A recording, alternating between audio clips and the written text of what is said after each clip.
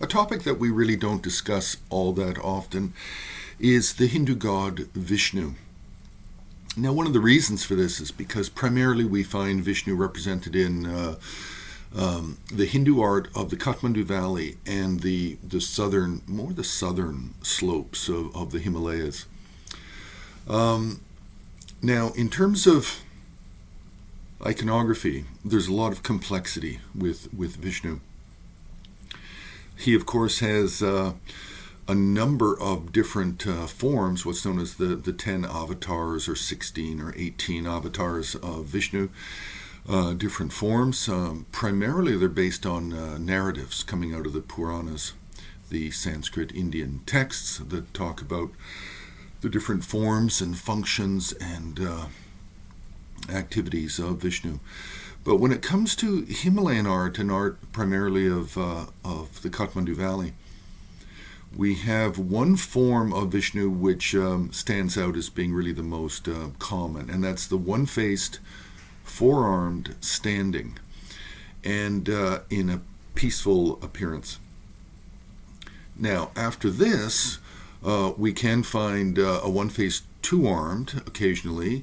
Then we can find a one-faced four-armed seated on Garuda, on his mount, the bird Garuda. And then we can have one-faced 6 hands, one-faced 8 hands, and then we have other forms where he has 3 faces and 4 hands, and accompanied by different secondary figures with sculpture as well.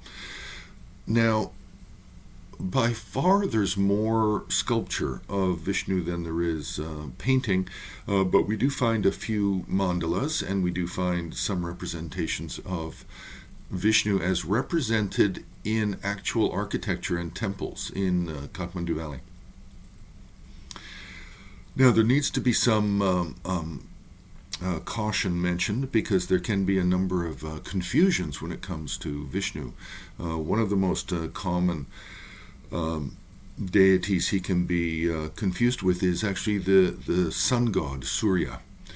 And then with Buddhism, it's easy to confuse different forms of Vishnu with Amoghapasha, and then also with other forms of Avalokiteshvara.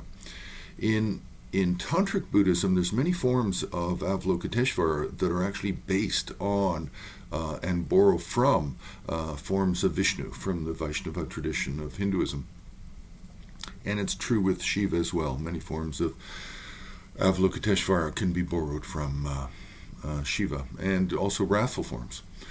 So this is just touching a little bit on Vishnu, mostly talking about the one-faced forearms standing. That is by far the most common that we find in Himalayan art.